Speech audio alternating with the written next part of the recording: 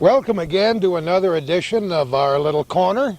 Right, we're on top of the mountain today, on top of Lyon Mountain on a beautiful sunshiny day in the middle of August. Looking around, enjoy the sunshine and thinking about a little history. As Calvin and I were driving up here toward Lyon Mountain Correctional Facility, we were thinking about some of the people we've known who went to school here, who worked in the mines here many years ago, and we're going to try to cover a little bit of that history today as we get inside the workings of the Lyon Mountain Correctional Facility. I'd like to have these two gentlemen introduce themselves. Dan Conley, I'm the program administrator here at the facility. And? Officer Tony Benwer, I work here. I've been here since the prison opened up. And you went to school here, which is even more interesting. Tell me a little bit about that. Well, I went to school here all my life, and I was the last graduating class from Lyon Mountain in 1970. I'm sure a lot of the people in the North Country don't even know that this was a school, but it was for a lot longer than it's been a prison, right? Oh yeah, back in 1950 something. I don't really know the year that it opened up, but it was in the 50s. And been to school ever since until they closed it down in 1970. And then it was vacant for roughly around 7, 8 years, somewhere around there, and then the state took it over. Did you know when you were a little kid you were going to stay here for the rest of your life and work here? Had no idea. No idea whatsoever. You're originally from where? Lyon Mountain. From Lyon Mountain, went to school here. What happened after that? I joined the Navy for 4 years. Was out on the West Coast. Came back, worked in Plattsburgh for a year at Imperial Paper.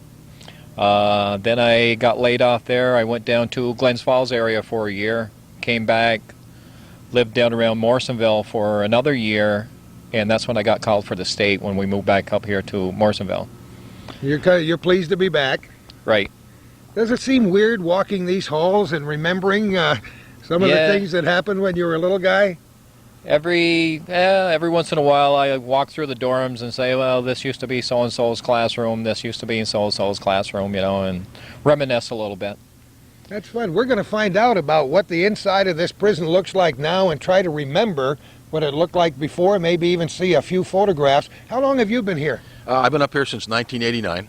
I worked down at Clinton Correctional prior to that, but I am from Peru, New York. I'm not from Lyon Mountain. North Country natives all over the place here. Yeah. So how did you get into this job? Well, in 1981, I took a job as a correction counselor down at Clinton. You know, good paying state job in the North Country, and I've been with the state ever since. Now, what is this a medium or minimum security? We're a minimum security level correctional facility. We have approximately 161 inmates. It's a working facility. Everybody works. Every inmate's got a job. We have outside work crews and we have inside work crews, but everybody's busy, and part of what we give these guys is the work ethic, we hope, and then most of our inmates go from here to either work release or substance abuse treatment or parole. I think a lot of our North Country viewers will already be familiar with these work programs because Lyon Mountain inmates are like Chicken Little. They're everywhere. We have 4 outside work crews that go down to Clinton. We service Clinton's farm. We have an early crew and a late crew. Then we have 2 maintenance crews that service the outside of the facility.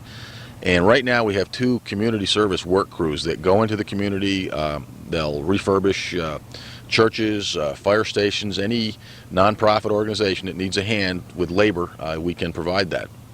I wonder if there are very many schools and churches and other organizations that haven't had at one time or another the opportunity to connect with these crews.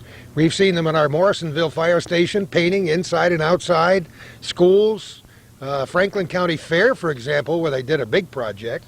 A couple of years ago, I think when we had the flood down in Morrisonville, when the Saranac went over its bank, our crews were down there sandbagging, helping out where they could. So it is a nice community resource, and we like to do it.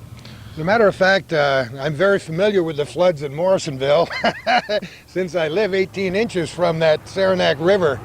And I also was aware right off the bat that the Lyon Mountain inmates requested to come down to help. Those inmates that went down there were all volunteers. We told them what the situation was. It was a Saturday.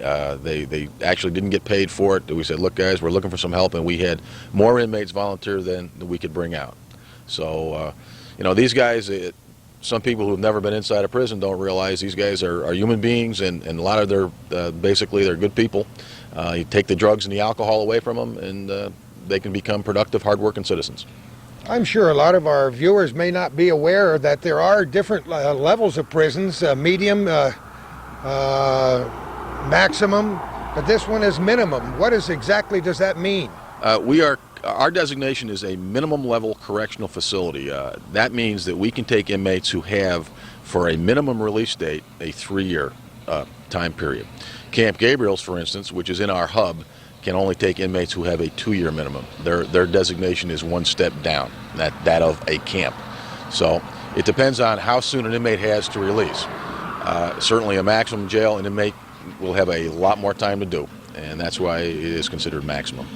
But the actual security of the facility is different too, isn't it? That's true. We don't have a secure perimeter around this facility. It's all open, as you can see here. We have inmates who are walking the grounds. There are no physical restraints to keep someone in a minimum security facility. So what kinds of crimes would a person have been convicted of to come here? Approximately 85% of our inmates are here for drug crimes or drug-related criminal activities such as burglaries to get money to purchase drugs. That's terrific. That's basically it. What are your earliest memories of this building? My earliest memories were, well, actually when they used to have movies down here, school dances in the gymnasium. Movies were like 50 cents to get in at that time. Of course, I was a lot younger. As we all were. Roughly, that's about, I can actually remember my kindergarten graduation. You got a better memory than I do. The only reason I remember that is because I had to recite a little poem or song or whatever. We're not going to ask you to do it now. No. But that's actually as far as I go back. I can remember like some of my experiences in 3rd grade. Matter of fact, the person who lives across the road there, she was our 3rd grade teacher, Mrs. Herrica. She was the principal's wife. She was mean. She was strict. And you didn't turn out so bad. No, I turned out to be pretty good, I guess. But I remember some of the experiences in 6th grade. Matter of fact, she used to live right there in the next house over, which was Mrs. Gregory. She was our 6th grade teacher, and most of the teachers back then were strict. And they made you do what you were supposed to do, you know. Well, we were kind of rough cut around the edges, some of us guys back in those days. Yeah. I don't know how my teachers ever put up with me, and they had to be strict or we never would have made it. Yeah. Then we jumped up to, I can remember a lot of experiences in 9th grade because I was a goof off by then. And I remember our English teacher was our homeroom teacher, and she wanted to make sure that everybody used proper English. And when you said ain't, she's like, nope. That does not exist. Well, up in Lyon Mountain, ain't does exist. So then we had another teacher who was our homeroom teacher in 10th grade, Mr. Spalding. Very, very strict when he came out in the halls. He yelled, you scatted. I mean, you went for the nearest classroom because he did not fool around, you know. And then I remember our senior year, which was Mrs. Tracy, our homeroom teacher. She was strict, but she was good. Very nice woman, and I believe she's still living, you know. How many people did you have in your graduating class? 30. 15 boys, 15 girls. Almost 3 times bigger than mine. I didn't realize the classes were that big back then. Yeah. Actually, we thought that was small, but for a graduating class, but I had 11 in mine. Yeah, schools are a lot different now that with all the centralization across the North Country. All my old schools are gone. Yours is now a prison. Who would guess, huh? Right. Never even dreamed that I would be working up here as a correction officer. Never even dreamed that I would be a correction officer, you know. So it's nice when you can grow up in a community and come back home and make a living there. It's a good feeling because you're so familiar with every inch of this town, aren't you? Yep. The reason I moved back up here was because of the prison. I did work at Clinton for 7.5 years before I came up here. And we decided to buy a house up here because houses were cheap, taxes were cheap. And we said, well, I'm living here, working here, so, might as well buy the house here, It's a good place to live. It's a nice community, especially on a beautiful sunshiny day as we've got for our filming today. We're going to look around inside. We're going to learn a great deal about the history of this facility, not only as a prison, but as a school as well. We'll be back in just a minute.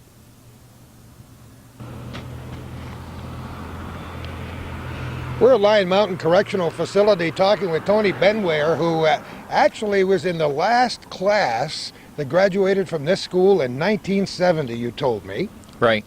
And we're standing in front of the former facility, and the main entrance here is all closed up now, right? Right. What was this before? This was the main entrance right here. They used to have steps going up. There used to be big double doors, right? As you can see, it's blocked up right there now. Then you'd go up a few more stairs, and you would go right into the auditorium. But as you remember, the buses didn't come down here. You think they unloaded on the side of the building Right. back in those days? Buses unloaded and loaded up from the side entrance over here, and they used to go through the side door. I bet you can remember every single corner of the inside of this facility, too. Pretty much, That's great. So this was the main entrance. Now tell me about this board out front here. Calvin said, what are we doing with a sign that says baseball? Well, whatever goes on in the community, we try to let the people know, whether it's people retiring or special events or something that might be going on in town. They put it up on the board here so the people in town will know what's going on, if they want to attend the function or not. Lyon Mountain has always been sports oriented up here. Right. Some great ball teams on all levels.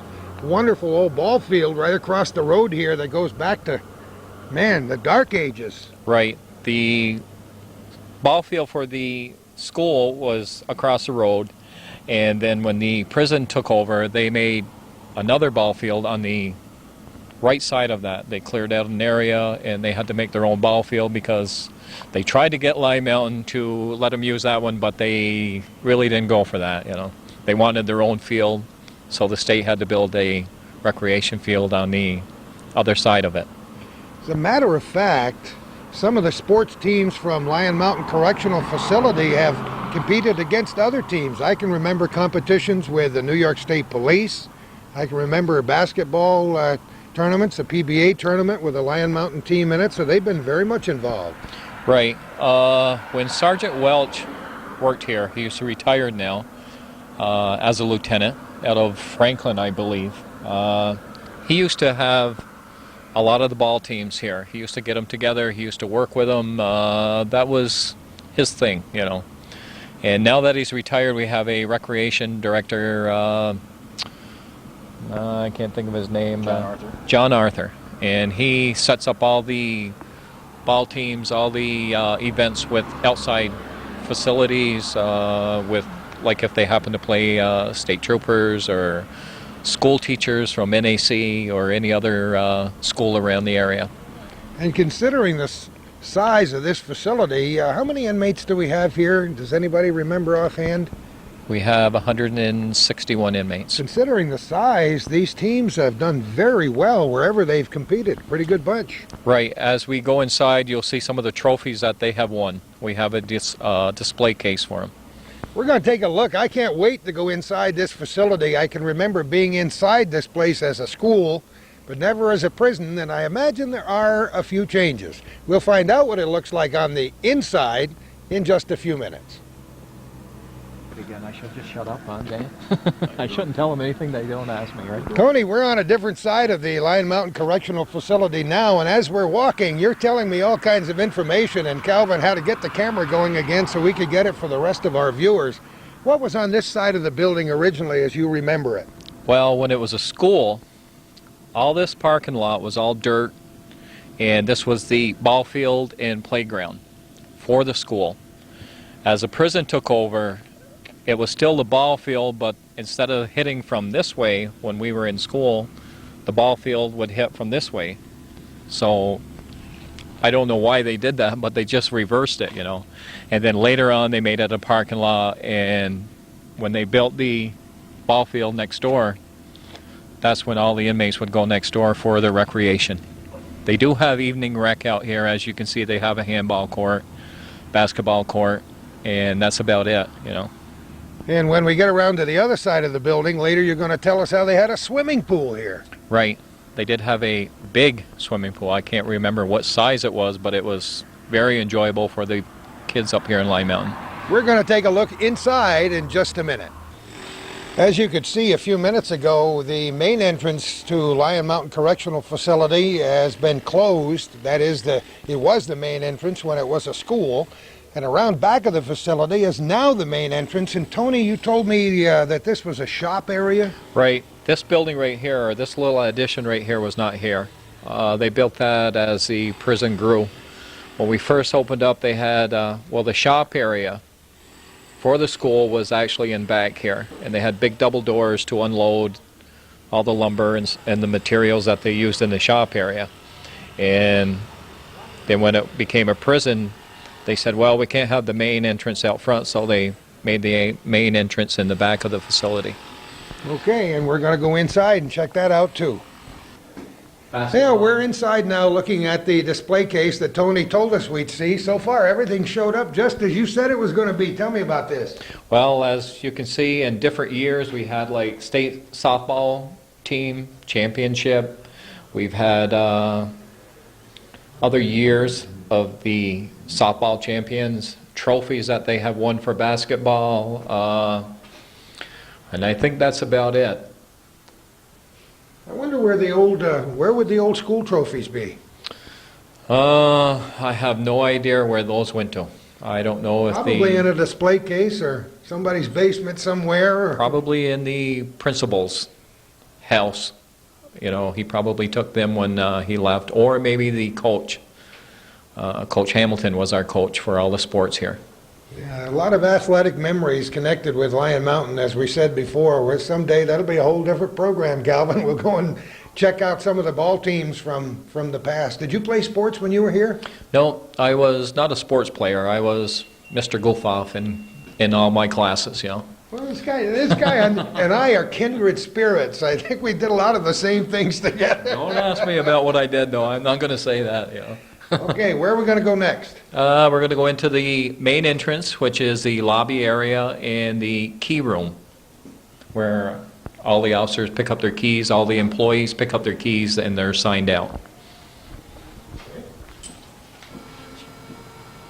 You owe me, Joe, big time. Dan, where are we now? This is the lobby of the facility. Every incoming inmate or employee comes in here. The employees will pick up their keys over in the control room. What we have here is a metal detector. All of our inmates must go through this coming and going. We have a lobby officer on who collects IDs for any inmates who are working on the grounds. We know where they are. We have the watch commander's office back here, and we have a lieutenant's office around the corner here. The security locker room is back here where the guys take their breaks and can get changed. Always things going on inside and outside a facility like this. How much bigger is this now than it was years ago? Did they add a lot? Are there a lot of new buildings connected with this? Well, I think this was part of the original building. Tony, help me out here. Right. The main the bricks or the blocks went over. Well, this used to be the shop area. All of this area right here, back. This right here used to be the boys' locker room, and there's actually the same drain in the package room. They never covered it up or anything, where the water used to go down from the showers and stuff. Goes to show you they built it pretty good back in those days, Dan, I guess, huh? Oh, that was solid. These walls are solid, and I think if you look at the old mine walls, there's some 3-foot thick concrete up there. It's still standing, not crumbling at all. You know, so they built them well. Well, they certainly did in this area. Well, where are we going to go next? Well, why don't we head for the mess hall? And that was the school cafeteria, and it's now the inmate mess hall. Now we're getting into a place that I can identify with, because it has to do with food. You're looking at what the menu is for today. This was the old school cafeteria and still is a mess hall, right? Dan? Now that it's a correctional facility, we call it a mess hall, and this is where all the inmates eat. The food is very good here, very nutritious. Hey, macaroni and cheese and Salisbury steak. I know where we could have lunch, Calvin. Terrific. Let's take a look around the around this mess hall. I don't know how many people, do they eat in shifts, Dan, or do they all come down at the same Right, time? all, I'm not sure what the capacity is, but certainly all 161 inmates cannot eat at the same time. And for any of our outside work crews, they take a lunch with them. So the remaining inmates do eat in shifts here. And it doesn't take, like, they all get about 20 minutes for their meal, and then the next group comes in. Do they have any other regular meetings here during the evening, or is it strictly a mess hall? This is strictly a mess hall. On the weekends, however, we do use, there's a divider across the middle of the mess hall there, and we use this half for family visits. We have family visits on the weekends and holidays, and this is where we visit. Where, just as an example, are most of the inmates from outside this area, or do we still have North Country people that might be housed here? A very few of our inmates are from the North Country, but 98% of our inmates, I would say, are from the New York City area. Metropolitan, just by virtue of the fact there are so many people there. Or the bigger cities in New York, you know, Rochester and that. Tony, come on over here 1 minute. Get away from the fan there. I just want to ask you what the differences might be from what you remember. Well, when it was a school, we used to come down through this way, and where these two doors are right here, the serving line was actually in back of that. And we would go through the line, get our food, and then come out and sit down. After it was the prison, they made the serving line out here, and all the back part is all the kitchen area where they do all the cooking.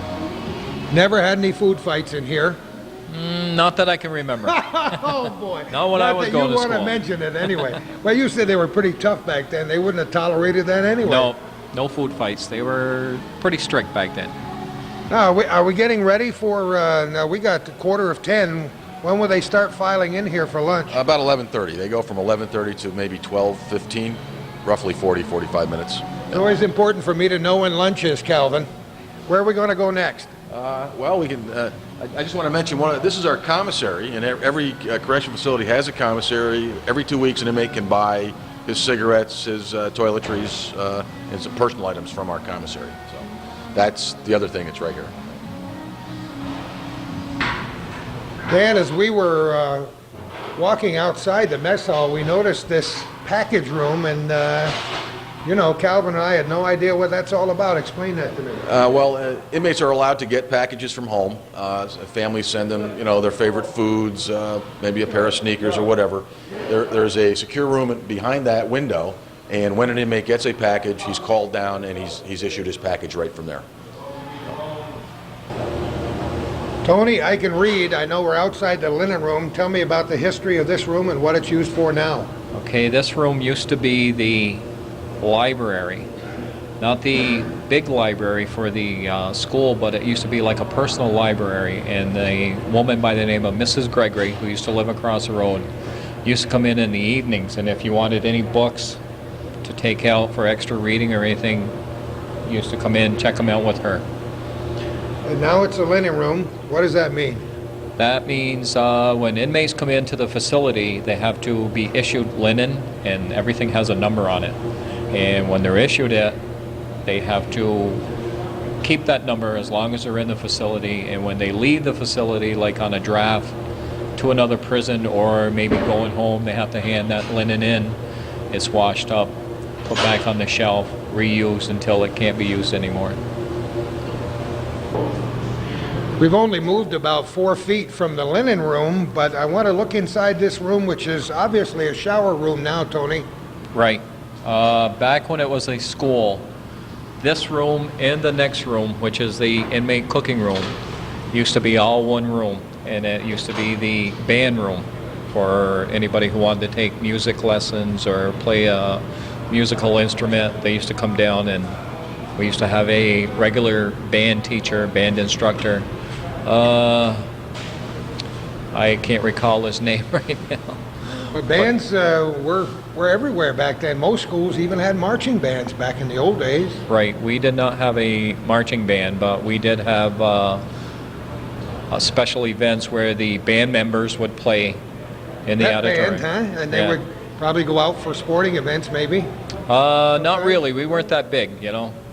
They didn't go out for the sports events, you know. It was just or mostly inside for music lessons and special events that happened in the auditorium at that time. Now, in the old days, you told me this was part of the band room, I believe, but now there's a wall up here, and this is an inmate cooking room. What does that mean? Right. Any inmate can get food through the commissary. They have to buy it. Or they can get food through the package room. Up to 35 pounds a month, they're allowed. And in the evening hours, after 3 o'clock, this room is opened up, and they are allowed to cook meals down here.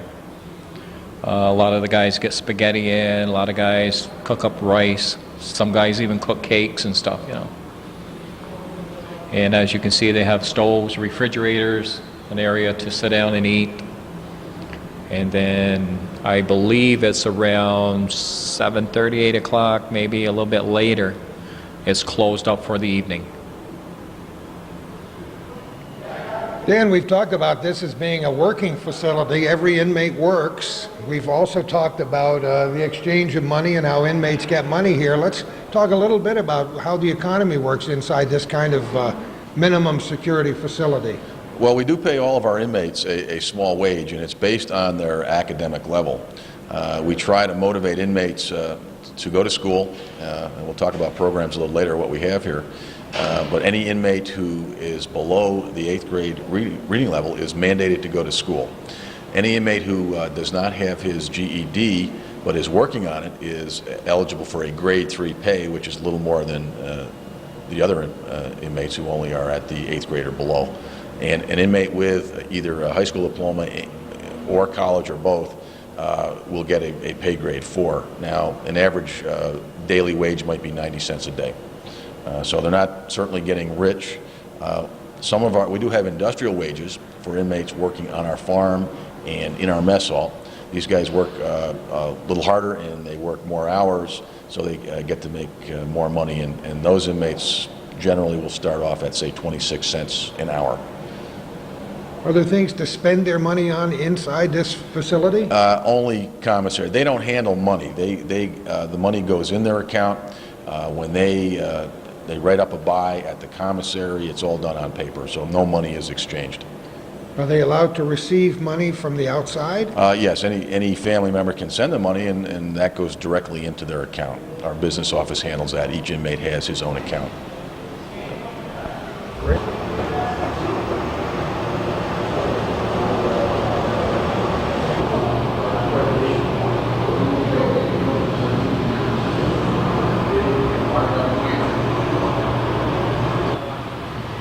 Dan, you told me that door we're looking at right now was where the buses used to empty the crew here in the morning when you'd come to school. Right. They used to unload and load up at the end of the day, and then they would come in through this entranceway and go directly to their classroom. This place, this particular area doesn't look like it's changed that much, Tony, over the years. The only thing that changed up here is like in the dorms, which we have instead of cells. The only thing they did was knock out a wall and make it all one big dorm area, you know. Otherwise, when it was a school, this part used to be, this was 5th grade right here. This was, He remembers it was 5th grade. this Beautiful. was 4th grade, and this was 6th grade right here. Mess hall workers now housed in that area right there. They really knew how to build those schools back in those days, Dan. I guess so. You know, it's still standing. Now, we noticed when we walked up here, there's an awful lot of cleaning and painting and sprucing up. And I know you said the inmates work and they keep the place clean, but we're doing a little extra measure these days. Well, we have porter crews in each area, and that porter is responsible for the cleaning of the area. We're about 3 weeks away for our pre-accreditation audit.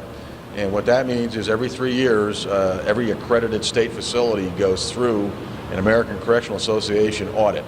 And what that does, they look at our standards, they look at our policy and procedures to make sure that we're up to snuff.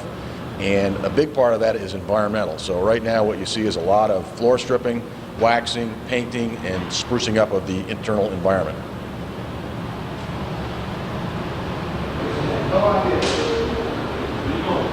Well, it doesn't say principal's office anymore, but I noticed Tony just a little bit of a shiver when we walked up here. This guy doesn't look like he's afraid of many things in life, but when we were little kids, this is a place you didn't often want to go. This used to be the principal's office, and now it's dorm 8 where the mess hall cooks stay. I won't ask you if you ever had to come in here and get chewed out, Tony.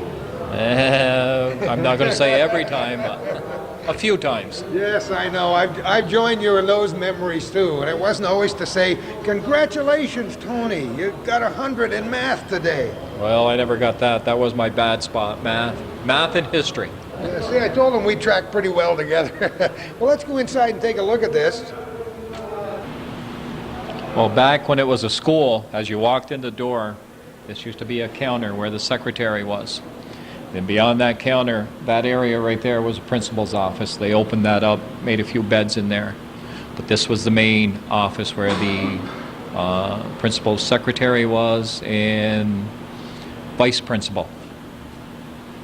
And now it's a dorm for the cooks, as I said before, the inmate cooks. Dan, I noticed when we came onto this dorm floor that there was an empty chair, and you were telling me before, as you were telling our viewers, that this is a minimum security facility. So what would that mean in terms of this floor during the course of a day? Oh, you're not nervous, are you, Grady? Not at all. Okay. I got you with me. Well, there are 2 officers on each dorm floor, 1 on each end. Okay, if we went upstairs now, there's an officer on each end of the dorm. Right now, since our gym is open, we have an officer in the gym and 1 officer on this dorm area. And right now he's roving. He's in dorms. He's working with inmates. He's talking to guys. He's working with his porters right now. So he floats. He floats around, keeps his eye on things. We also on this floor have the clinic. I don't know if it's open right now, but any inmate who has a medical or physical complaint can come down for sick call every day and be seen by the nurse. We have a nurse on duty? Right, and we have a doctor who comes in once a week for any more serious problems.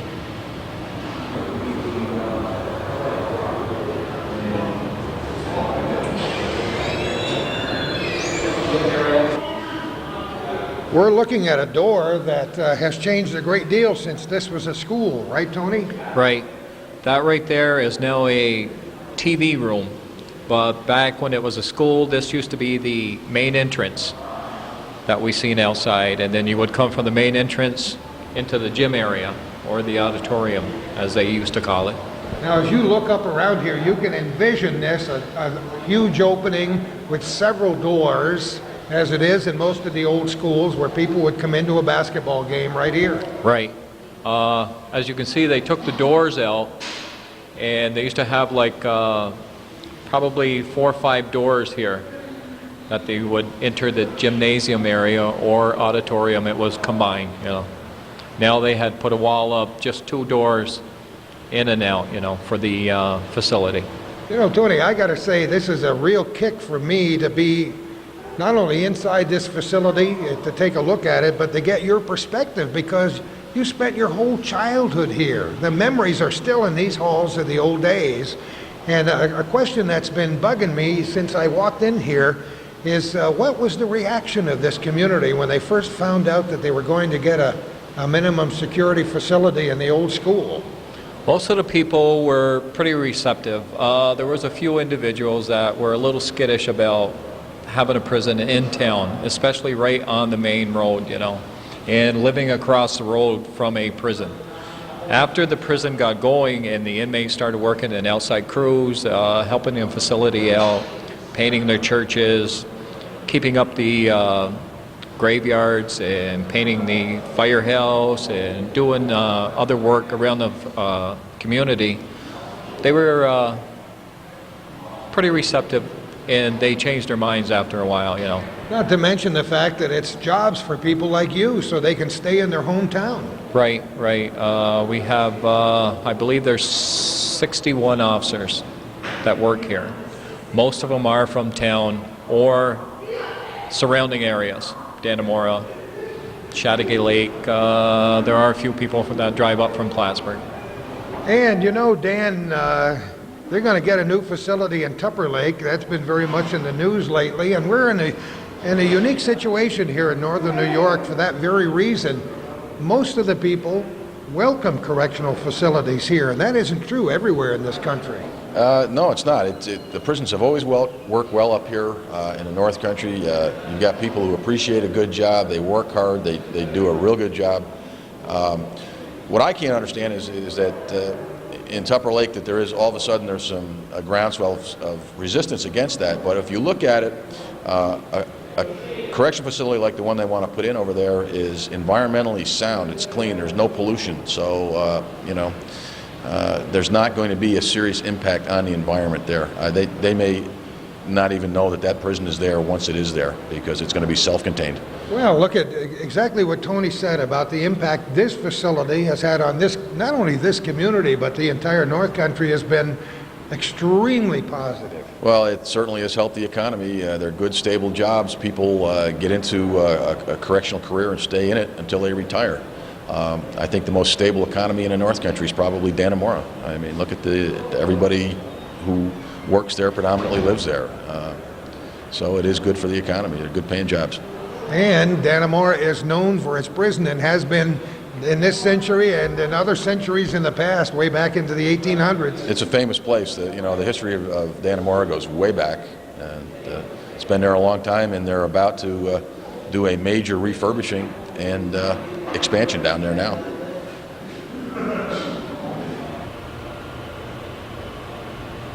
You may notice that the lighting is just a little bit different inside here. Calvin tells me the camera doesn't like this yellowish lighting, but it's certainly a good view inside. Where are we now?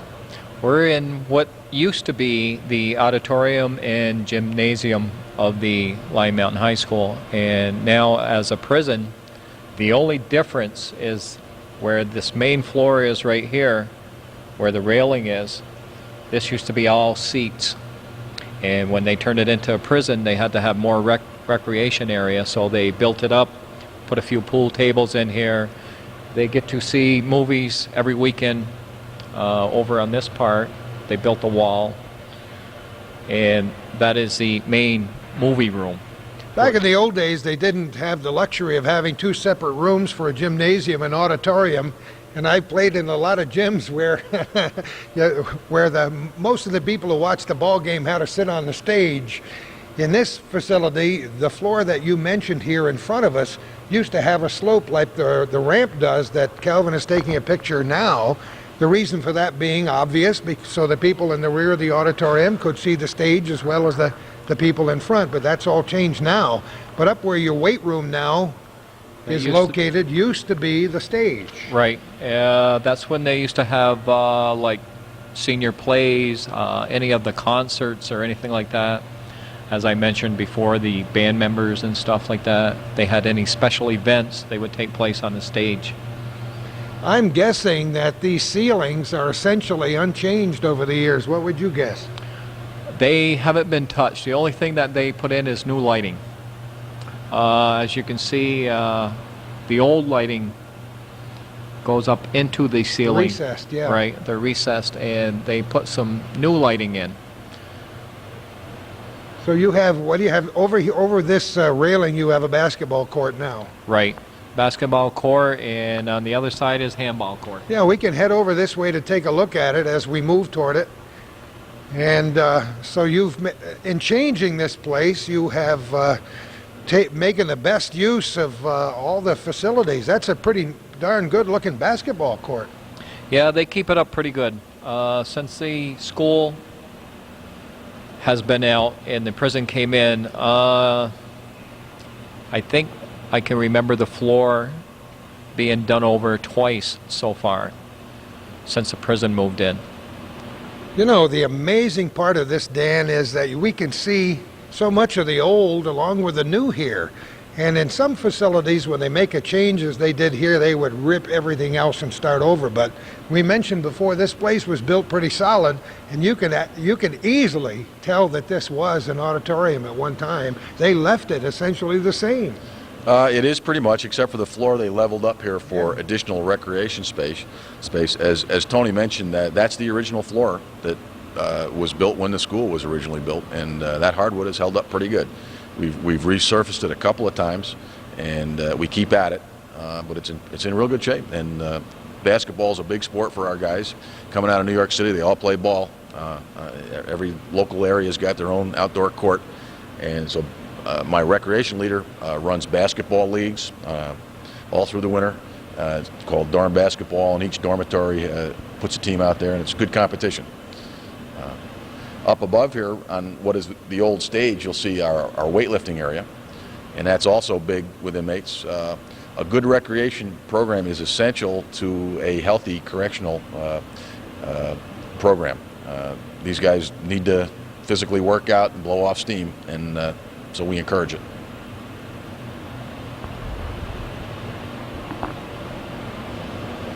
When you walk in here, you can't help but be taken by this mural on the wall. Tony, tell me what its history is.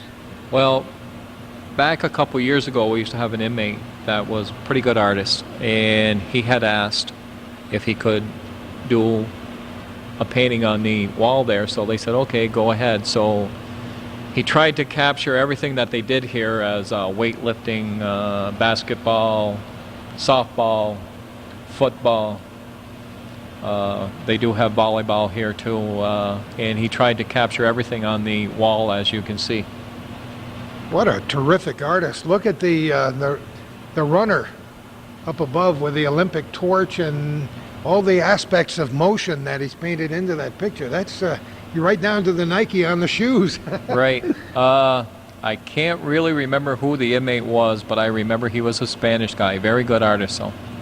Yeah, we've taken care to mention the Knicks and the Giants and Jets and 49ers and the Mets over in this corner, and there's something over by the TV set over there, and an official that looks like he knows what he's doing. I wonder how long that took him. Were you here then? I was here. He probably worked a good, I would dare say, 3 weeks, 4 weeks on that. That's fine to get it done in that amount of time. That's all he did for a job, though. He was the painter. You know, he didn't do anything else. He would come in the morning, start, and then he would stop maybe in the evening hours.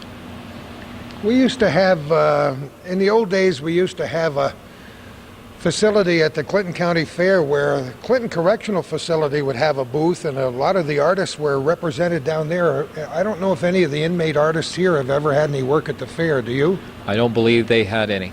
I can't recall any of our artists having work, that was presented down there.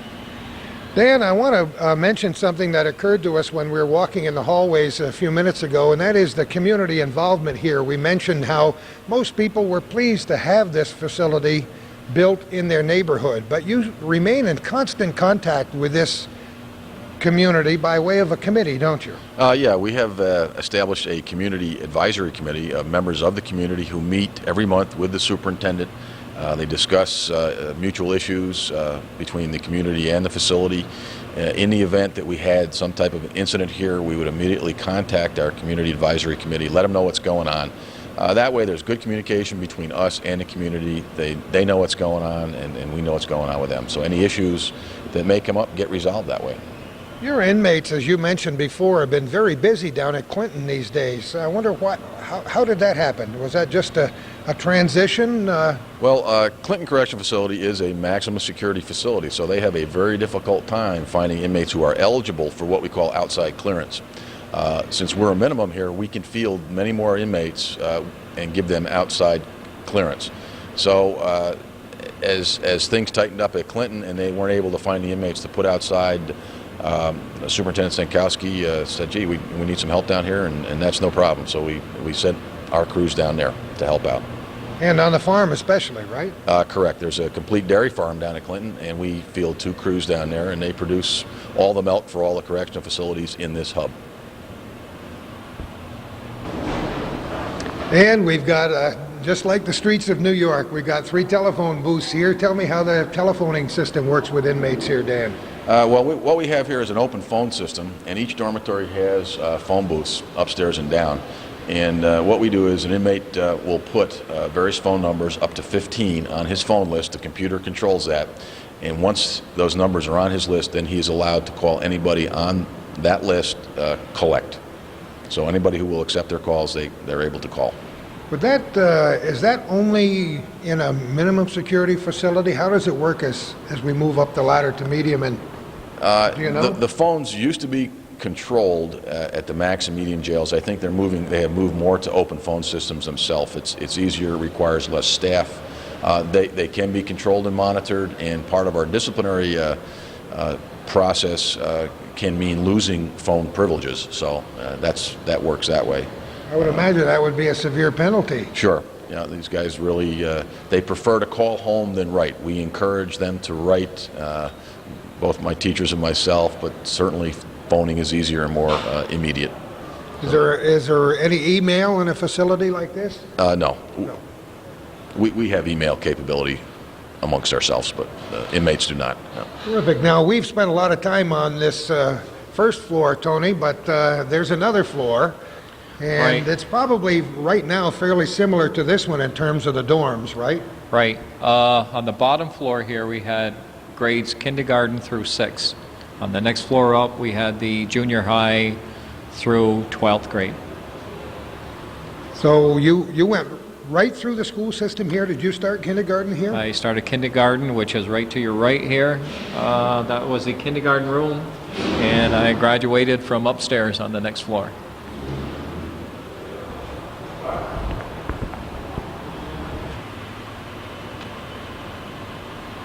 I feel like I'm in Romeo and Juliet up here in the balcony. Tony, come on over here. We got a beautiful perspective of that entire recreation area from this little balcony. Was this here in the old days? This was here, but it was like a storage area, like up above the stage area. And when they made it a prison, they opened it up, made a little walkway across, as you can see, as we go over to the next building. Like I say, it was just mainly storage area, you know. Yeah, and in the future, as Calvin mentioned, this view may be gone. You're going to put a wire mesh up here, I understand. Right. That's basically just for safety precautions, you know. State mandates that we have like certain security standards and stuff. This was all opened up right here. They just had the railing. So they put this bar up and they're going to put a screen, I guess. Now, our next move will be to find out what programs are available. Is that in a different building or the same building? That's going to be in the next building that we go to. And that'll be Mr. Conley's area. So we'll let him do all the talking over there, you know. We're, boy, I'll tell you, the sun is bright out here. I'll tell you. Dan, this is an overhead walkway that they added between facilities for a very good reason here in Lyon Mountain. Well, as you know, winters last about 11 months up here, and so we wanted We got the good months right here. an enclosed area, well, a good few days. This is an enclosed area where inmates can stay inside and come over to the program area. It's turned out to be quite a solarium. In fact, we used to grow some vegetable plants here for our garden across the way. I can see exactly how that would work. As a matter of fact, when we walked into the superintendent's office this morning, somebody's been pretty good with the tomato plants and the pepper plants. Yeah, and that's the superintendent's runner, and he's his porter at the administration building, which you can see across there. And if you look in the back of the house, those are all his tomato plants. And I don't know if he got a hold of some miracle grow or what, but they're really growing good. He's got a green thumb, and he loves working on plants. So That's great, and it adds to the building too. Now, was that building here before? Do you remember, Tony? It used to be Mr. Healy's house.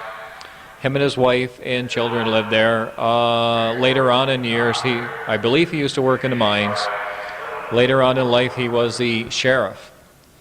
And the state had bought that house from them because they wanted more land and they wanted to expand. So I can't remember exactly what year they bought the house from him, but he moved out of town, him and his wife.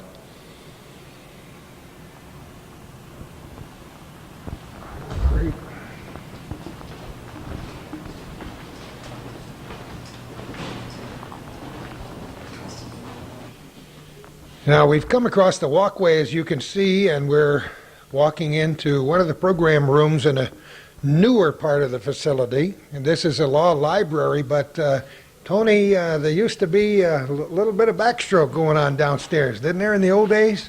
Right. Right now, this building that we're on right here is over the old swimming pool that we used to have in town. And I think they took up all of the old cement and then filled it in and then built this building over it. That was pretty decent for a small community like Lyon Mountain to have a community pool. Yep. I bet you guys used it often. Oh yeah, every day. When we were kids, we used to run down, and then it would close for an hour, like from 12 to 1, so the lifeguards could have their lunch and take a break. And 1 o'clock, everybody was lined up at the door just waiting to get in, you know. Well, there was no other area right nearby where a little kid could walk to go swimming in those days, right? Unless you want to No. ride your bike to Shazy Lake. Right. We do have the two lakes on both sides of us, Shazy Lake, Chattagay Lake, but we didn't have any way to get there, so this was our swimming hole right here. See, Dan, what you missed by coming here late? Yeah, I missed that pool, but in the community where I grew up, we had a swimming pool too, and we used it all summer long. So we have, this is a library, a law library. This is a combination, general library and law library, and we're open 7 days a week here. We have legal books for the inmates who want to work on any legal issues they have. We have a good amount of general holdings here. We have current newspapers and periodicals. We encourage the use of the library and try to get as many guys up here reading at all levels. We have books at all levels here. Is anybody in here by way of staff on a regular basis, or? I don't have a librarian item here, so both myself and my teacher, Mr. Hurd, address whatever issues need to be dealt with here through the library. We keep it going. We do have, on the 3 to 11 shift, this is a security post, we have an officer in here with 1 inmate clerk. And do they have to actually sign the books out to take back to their dorms? Yes, they do. Yeah, we try to keep track of them and get them as many back as we can. So. This is not a view that everybody gets to see, especially on a perfect day as we have in the first week of August. You can see the old Lyon Mountain mine buildings. You can see the slag pile. You can actually see Lyon Mountain from here. And that's what this whole community is all about. On this particular program, as our predecessor, the late Bob Venn, told you on so many occasions, this was the lifeblood of the community. All of the homes which we took pictures of that were later occupied by some of the people who worked and taught in this facility when it was a school, lived in buildings that were built by the Republic organization. And you know, when you listen to Tennessee Ernie Ford's old song, 16 tons, you know what mining is all about, because that pretty well describes what happened here in the North Country. And as it's so wonderful to remember that Bob Venn did get to talk to some of the old-timers. As Calvin and I discussed in the car on our way up here this morning, a lot of those people who worked in the mines here are now deceased, unfortunately, and a lot of that information is not written down. To have these anecdotes and these great stories on tape and roundtable discussions and some of the wonderful names and old ball players here in Lyon Mountain to talk about what it was like living and working in a mining community is very gratifying, and that's a good view from here. And we're in the parole office here. Tell us what goes on here. Well, every correctional facility, Gordy, has a parole presence. Here at Lyon Mountain, we have 1 parole officer, Mr. Isaacson, and his function is to prepare these guys for the parole board. And to drive you to work in the morning. That's right. We do carpool together. Mr. Isaacson comes from Plattsburgh, and I come from Peru, so we share the driving responsibilities every other day. Does he have a close interaction with all the inmates on a regular basis? Alan spends a lot of time with these guys. He evaluates their complete criminal history and record and does a very thorough job of presenting each inmate to the parole board in great detail. Let's talk a little more about this parole process. Everybody watching this program, I'm sure, is familiar with the term parole, but how does it apply to the people here? I understand you have a fairly brisk turnover in this facility? Right. Our annual turnover rate is around 240%. That varies each month, but what it means is that the average inmate stay here is about 6 months. So we turn these guys over quick. Where they go, they're either released to work release. We send a lot of guys out to work release, to the KSAP program. And that would be anybody with a drug or alcohol problem. We refer to Comprehensive Alcohol and Substance Abuse Treatment Program. The closest program to us is Chateauguay Correctional Facility. So all those guys with a drug history go up to Chateauguay. Now, if they don't do that, they see the parole board. The way that works is, let's say an inmate has a sentence of 3 to 6. That's an indeterminate sentence, which means in 3 years he is going to be eligible for parole, so therefore he goes to the parole board. And that is Mr. Isaacson's function, is to prepare these guys and do a report for the parole commissioners, who will then look at the inmate. Now, is it true that each inmate has a separate and distinct parole officer once he leaves here, or is Al the guy? No, he will hand the case over to field parole officers, depending on the community where the inmate's going. Of course, there's parole in every community, and certainly there's a large parole presence down in the New York City area, where most of our inmates are from.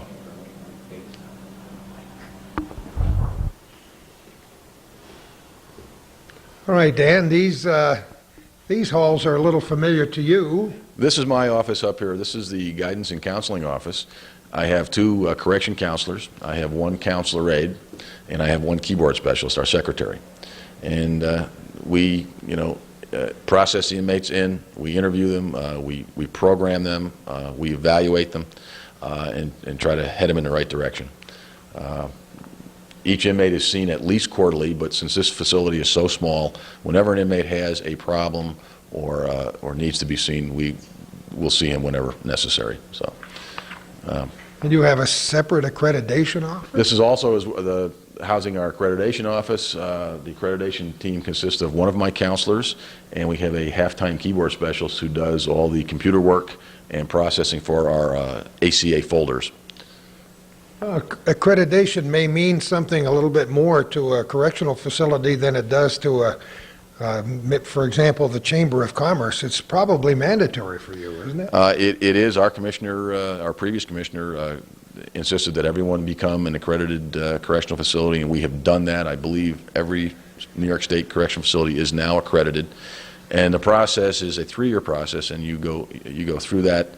You keep your standards up, you evaluate your policies, make sure you're following all of your directives, and every 3 years then the American Correctional Association comes in, they look at your files, what you're doing, and as we mentioned before, the internal environment, to make sure that your living standards are up to what they should be. And we have been accredited here at this facility twice, I believe, and we've scored very high.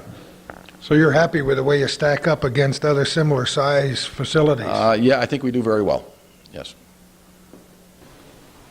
As is common in many minimum security facilities such as this around New York State, a large percentage of the inmates are here on drug-related offenses. Dan, you mentioned the figure would be 80%? Maybe? About 85% of our inmates are here for drug crimes or drug-related criminal activity, and that could involve sales, that could involve burglaries to get money to buy drugs. Most of our inmates do have a drug problem of some type. And this room we're in is called the... This is just a general meeting room. We call it the ID room because our ID office is right off of this room. But this is where our 12-step programs meet. We have 5 meetings a week of Narcotics Anonymous and Alcohol Anonymous, and it's a voluntary program where the inmates come and they run a 12-step meeting just the same way as you would see in the community at an AA meeting or a Narcotics Anonymous meeting.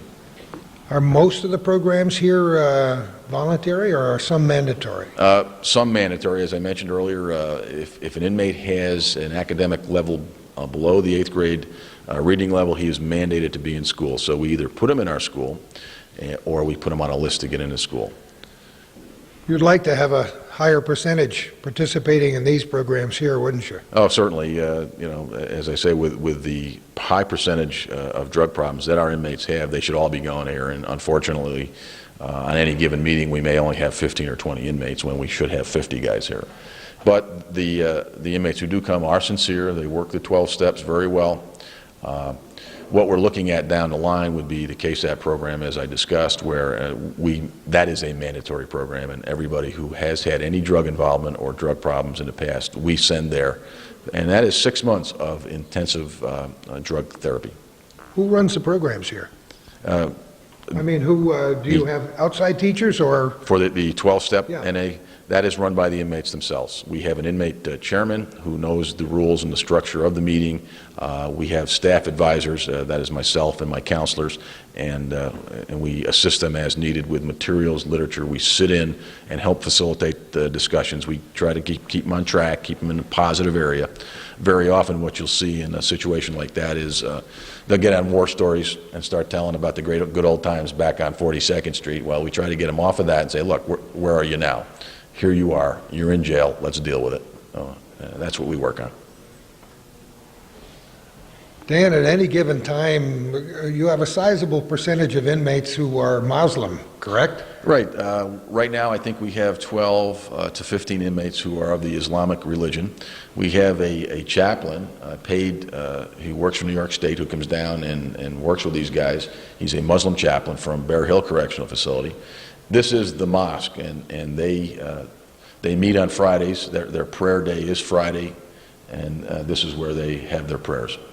Been a lot of discussion as to how far the state should go in allowing various inmates to worship in the way they choose. Is that a problem here? No, it's not really. Certainly with our small population, we have paid chaplains for Protestant religion, Catholic religion. We have a rabbi who's on call for the rare occasion where we get a Jewish inmate. So every inmate is allowed to practice his religion as he sees fit. How does that apply to food? Is that, in other facilities, I've heard them say that the various inmates... We have a program now that's called alternative meals. So an inmate who doesn't eat meat, say, can apply for the alternative meals and eat those meals which are suitable to him. And now we're right next door to the mosque with the folding doors in between and the facility chapel, right? Right. This is a multi-use chapel. Our Christian faiths meet here. We have Monsignor Chrisman from St. Bernard's who comes over and provides services on Sundays. We have a facility chaplain, Protestant chaplain, comes on Saturdays. And as I mentioned, we have a rabbi who comes in as required. Across the way there, what you're looking at is as they say up here, Bernard's, I guess. And that's where Monsignor Chrisman, that's where he's stationed over there. But that's a beautiful view of that church, and it's a stone church, classic.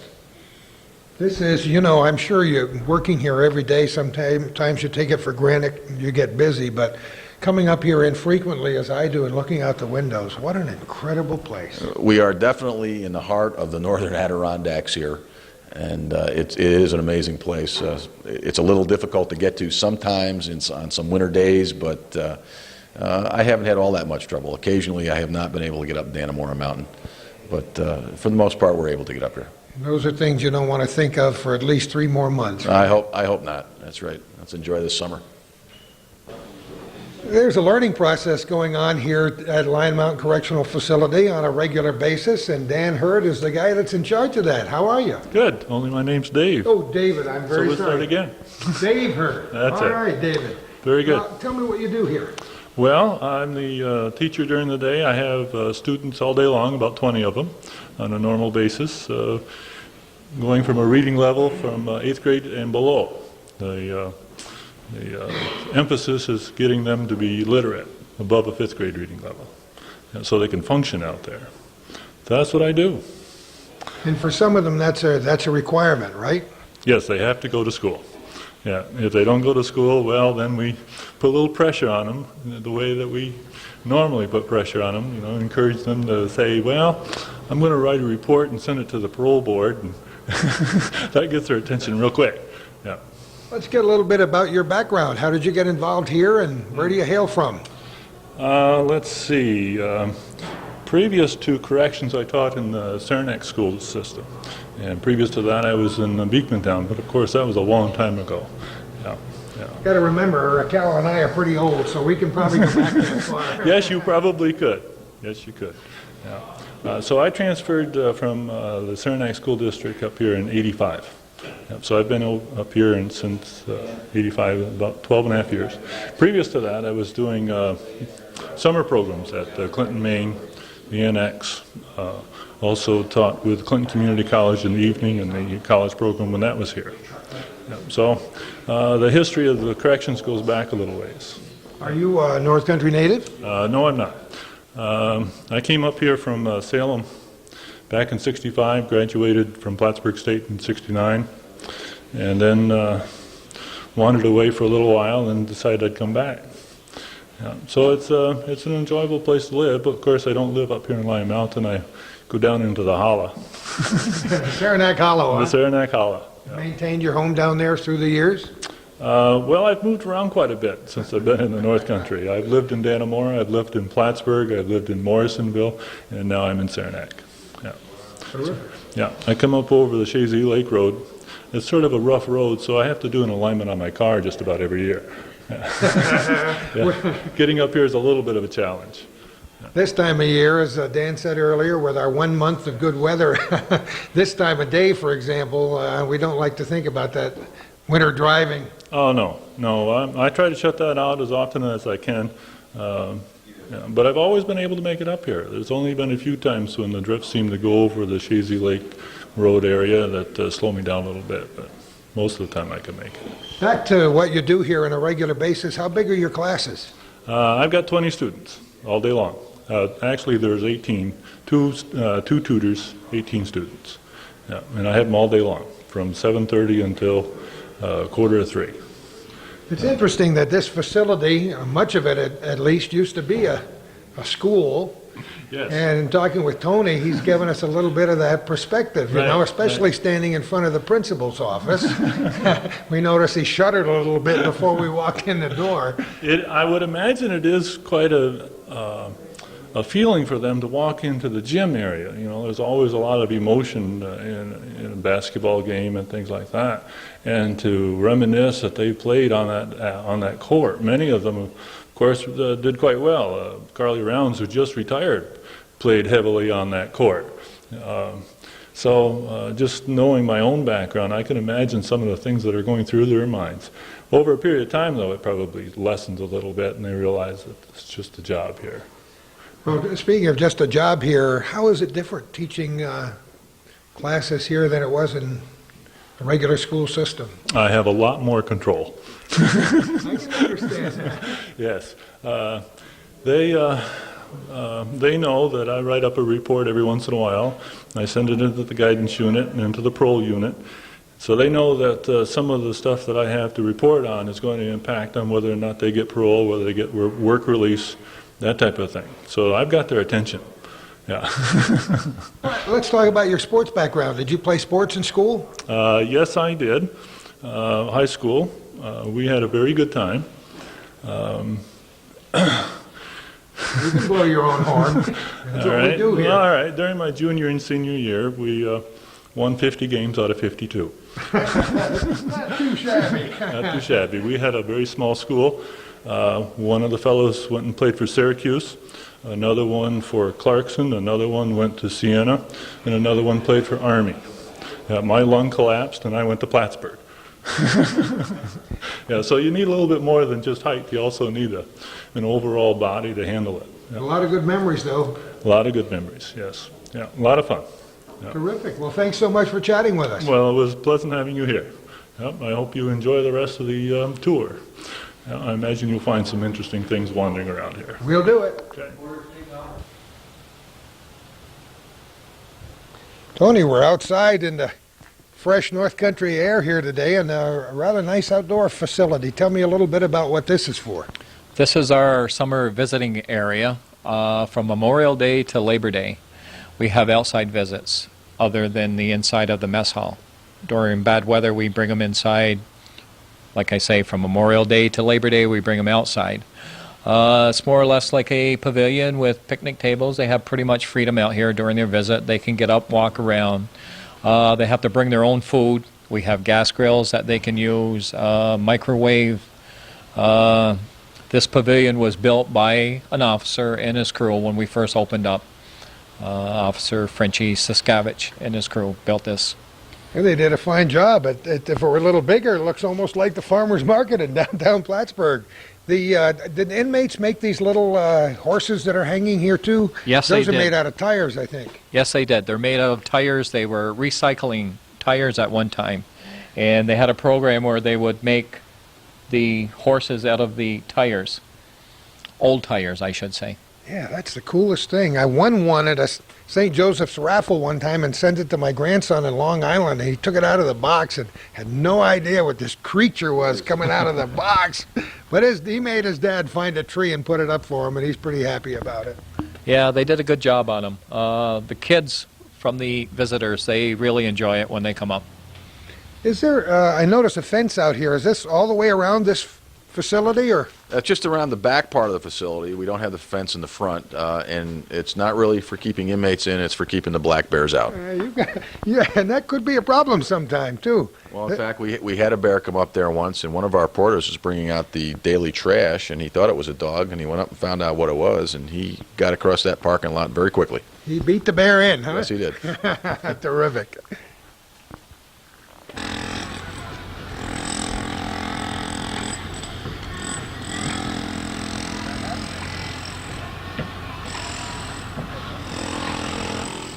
We're in the outside yard now that used to be part of the recreational fields and facilities with the old school. There's always stuff going on here. Activity, building, construction. There's a lot going on. Over here, I think they're putting in a new electrical conduit. The bus over there is the facility transportation shuttle, and they go from Bear Hill, Franklin Correctional Facility, Chateauguay, Lyon Mountain. They pick up inmates, they bring them down to Clinton, and they transport them from there. And these are guys who are either being released or being transferred to another facility. But then do you bring the people who work down there on a regular basis, daily basis, down by bus too? Yeah, we have separate transportation vans you can see over in the parking lot. Each inmate crew has approximately 7 inmates, and that's about all you can take in a van. So 7 inmates and an officer go in one of those transportation vans. I would imagine for most of the inmates, just getting out of here and working on a job somewhere that is a pretty decent thing. Well, as amazing as it may sound, having worked since I was 16 at different jobs, some of these guys are in their mid-20s, have never held a job. So, putting them on an assignment, putting them to work is a big thing for them because they've never done it before. Now, that's some of these fellas. Other inmates that we have are highly skilled. So we have a vast array of academic levels and skill levels within our inmate population. What kind of way do you personally have of maintaining contact with some of the guys that leave here? Have you ever had letters and phone calls? We get inmates who do call here and send us letters saying, "Hey, I'm out, I'm doing well, and I want to thank you for all you did for me." When these fellas sober up and get away from the drugs and they realize the mistakes they've made, and then they see that we're trying to help them and trying to point them in the right direction, because when corrections is considered a growth industry, as a taxpayer, I don't like that, and our objective is to get inmates on the street and to become productive citizens. But every job you have to try to find a reward, and for your reward must be to look at some of these guys and say, yeah, I think maybe we did make a little difference in their lives. Well, we can hope that, yes, and that truly is my reward. And I started out in social work. I did child protective investigations for Rensselaer County for 3 years before I came into the department. And there are rewards like that when you do have some success stories, yes. Yeah. There you get a little view of the inside looking out. We're inside another one of the buildings, and for you, young man, this is a very important place. This is our vocational building maintenance shop. We have a vocational instructor who's a 10-month item, so he's not here during the summers. That's Mr. Petrashun, and he instructs inmates in all of the building trades, electricity, wiring, plumbing, carpentry, and masonry. And he'll get 17 guys down here when his shop is up and running.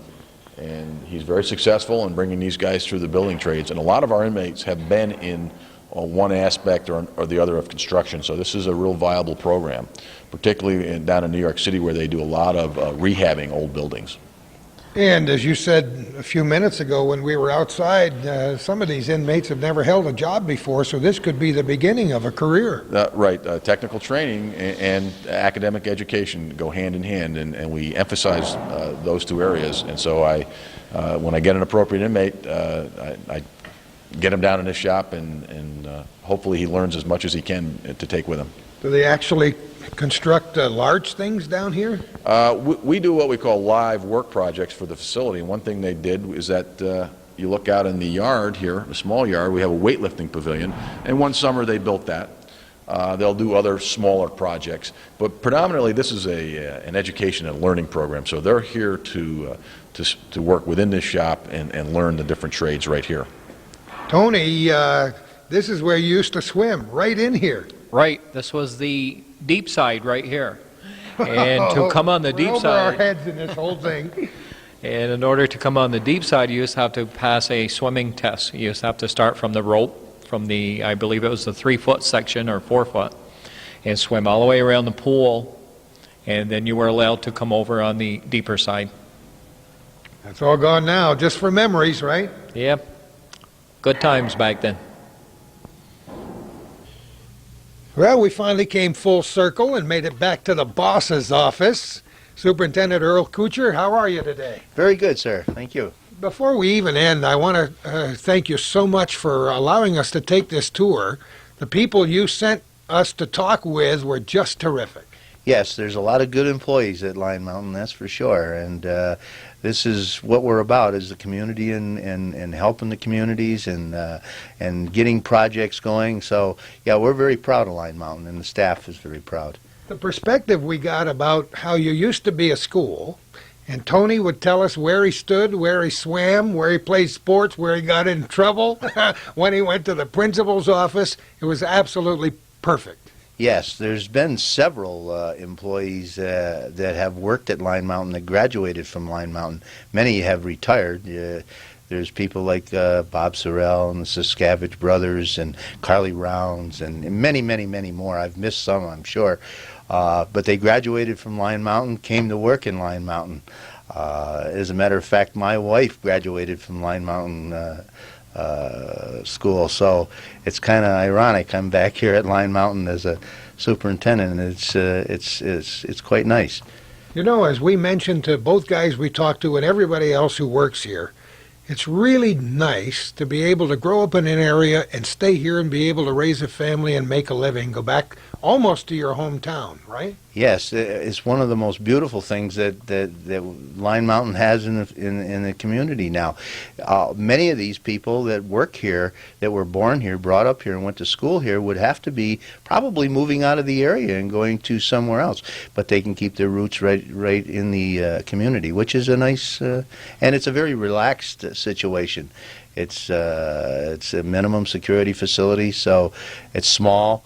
And it makes it nice, yes. Many of the people that work here are very appreciative of what they have. Yeah, we talked a little while ago about Tupper Lake now getting a maximum security facility, and there's always a little undercurrent from people who say, I don't know if we want one in our community, but here in the North Country, for the most part, a lot of our friends and neighbors, a lot of my own kids, grandchildren work for various facilities, and the Corrections Department has done very well here in the North Country in terms of keeping our men and women employed. Absolutely. It keeps the people in the area.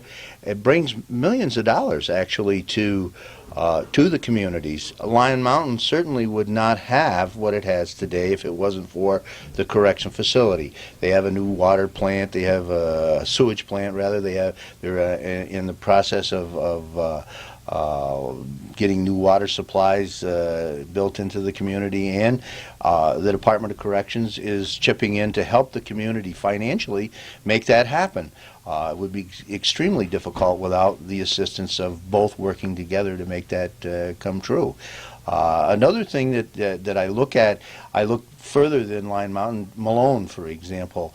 As I ride through Malone today, I see the streets have been improved. They've done a great deal of cosmetic things to make Malone back a nice community, and I'm sure that's another area that's really appreciative of prisons. They bring a lot of money to the area, and a lot of businesses survive because of that. Otherwise, they'd be gone. Well, we're talking to a guy who's been involved in corrections more than a week and a half here. Let's go back and get a little background. You and I were chatting before the cameras rolled, but you're a Dannemora boy. Yes, I was born and brought up just about 15 miles from here and lived there all my life. I was born right in Dannemora, played basketball, baseball, and all of soccer against Lyon Mountain, so they were a rivalry back then. I go back, and a lot of the guys that work here I played ball against. And later on, after I graduated from high school, I played with the Lyon Mountain Miners for probably, I'd say, 7 or 8 years. In my later life in baseball, I was probably 30, my middle 30s to late 30s when I quit. So yeah, I'm pretty much in the community and know the people in Lyon Mountain. As a matter of fact, just a little note. Prior to my coming to the working in the Department of Corrections in 1965, I worked for Bouye Baking Company, and Leander Bouye asked me to start a bread route, a house-to-house bread route in Dannemora and Lyon Mountain, and I delivered bread to almost every family who lives in Lyon Mountain and Dannemora, so I became very, very familiar with the community. I did that for 2 years, or 2 years plus, before I went in the Army. All right, let's talk about corrections. How did that field start for you? Well, I went in the service in 1963 after working for Mr. Bouye, and after I came out of the service, I had taken the correction officer's exam, went back to work for Bouye Baking Company, had a bread route, and I had passed the correction officer's exam and made a decision, which was a difficult one at the time because I was making more money as a bread salesman than I would be as a correction officer, but I decided to go into corrections. My father kind of convinced me because of the benefits and so on. So I decided to take the correction officer's job, which was offered to me in 1965. And I went to Napanock Correction Facility, Eastern Correction Facility today, and that's where I started. So I started in 1965. Did it take you a while to get back here? I believe it was more than 3 years, maybe in 3.5 years to get back home. I went from Napanock or Eastern Correction Facility to Greenhaven Correction Facility, and then from Greenhaven I transferred to Clinton Correction Facility in 1968, I believe I got home from, 68. Now, you're tied in a little bit with the history of this facility too. And I see somebody brought us some notes so we can find out when this prison was built. We remember Tony was in the last graduating class here in 1970, and some of the people who work here graduated back in those days, but we understood that we had a kindergarten still going in this facility up into the early 80s. That's correct. Yes, they were centralized with Ellenburg, but that's true. That's exactly right. I believe it was 1981, was it, when that changed, and this Lyon Mountain closed as a school. And then there was nothing here any longer. The school was gone, and there was no more community, really. Everybody was being moved from Lyon Mountain to Ellenburg. So there wasn't any jobs and there wasn't any school. Lyon Mountain was destined to be a ghost town if it wouldn't have been for the Department of Corrections coming in. We noticed that, I see on the notes there, that the school facility that building was constructed in 1931. That's correct. We walked into many portions of your prison correctional facility up here are still very much the old school, so you know they built them well. Absolutely. You know, that's a good point. I can recall just a little note. A correction officer who's retired now, Bummer Owens. I was here in 1986 as a lieutenant, and the Department of Corrections wanted us to build a place to keep weapons in case a sheriff department came and so on, and they wanted it to be secured. So I asked Mr. Owens, Correction Officer Owens, if he could get a jackhammer to drill a hole through the backside so we could come into the facility from the back end. And Bum says, I don't think so. He says, I think the wall's about 3 feet thick, and it's built out of hard rock cement. They are 3 feet thick. And there was no way we were coming through the backside of that building. And Bummer tried it for a day, and he didn't even make a dent in it. So I said, yeah, we got to abandon that idea. So that just goes to show you the heavy construction that's into this facility or into this school. It's amazing and it's practically the same way it was in 1931. It hasn't changed. If you look at the inside of the facility, it's pretty much the same way the classrooms were up until just a few years ago. We had blackboards still on the wall. I'm not sure if there's still not some there now, but it was almost identical to the way it was in 1932 when it opened. What are some of the other dates we have here, Earl? Well, in September of 1970, 9 through 12 went to Ellenberg School. So that meant the high school closed at Lyon Mountain. March 1973, 7th grade and 8th grade went to Ellenberg. And then September 1981, K through 6 went to Ellenberg, and the school closed, of course, at that time. Now, you came here as a lieutenant?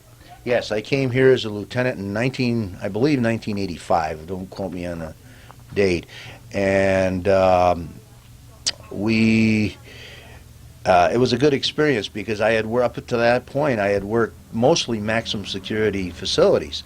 Clinton Correction Facility, Eastern Correction Facility, Napa, Greenhaven. So my experience was not certainly with minimum security, and it was quite a surprise and quite an experience to come to a different atmosphere, totally, inmates and staff. Well, you know, you have a tremendous image here in the North Country, and that's another part of the program. Before we rolled the cameras this time, you had somebody bring in a collection of some of the projects these inmates have been involved with over the years, and this is quite a portfolio. In your hand, you have just since... Yes, this is just probably since, this is the month of July.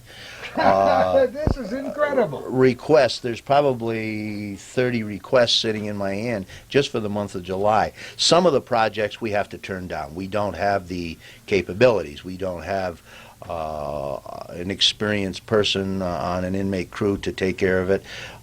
Inmates do mostly just manual labor. They're not usually technical in their abilities.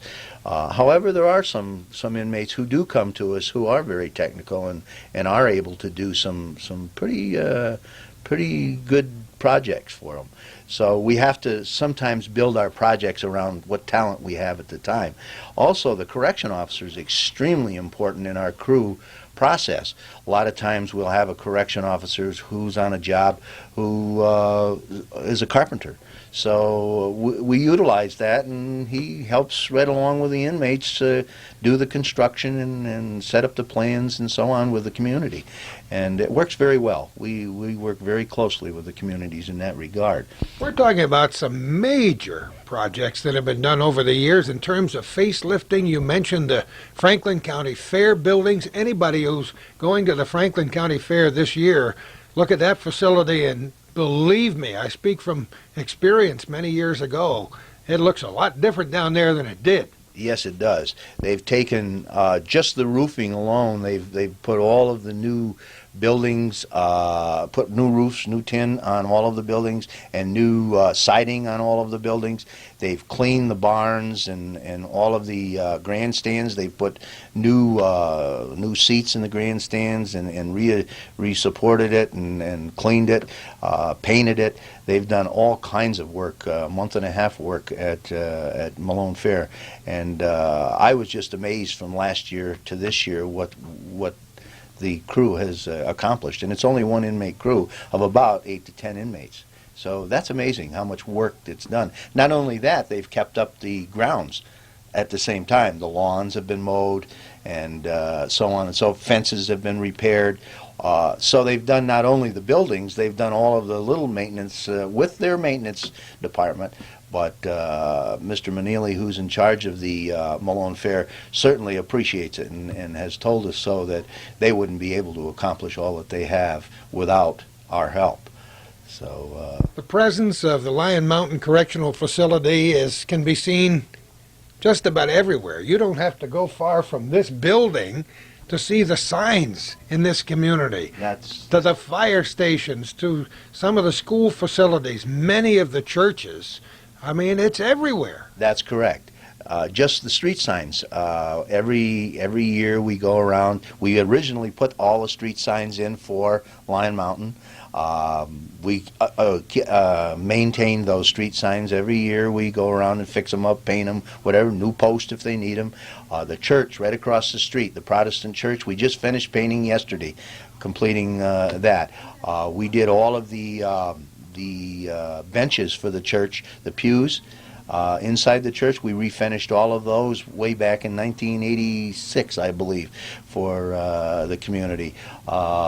Senior citizen housing right across the street. We just completed a few months back painting the entire inside of that area. So we do a lot of community work in the area. Playground, if they need help there, we certainly go up and repair and fix and whatever we need to do. To get the kids a place to play. Ball diamonds. We keep helping those people, with the ball diamonds. Cemeteries. We maintain wherever they need help.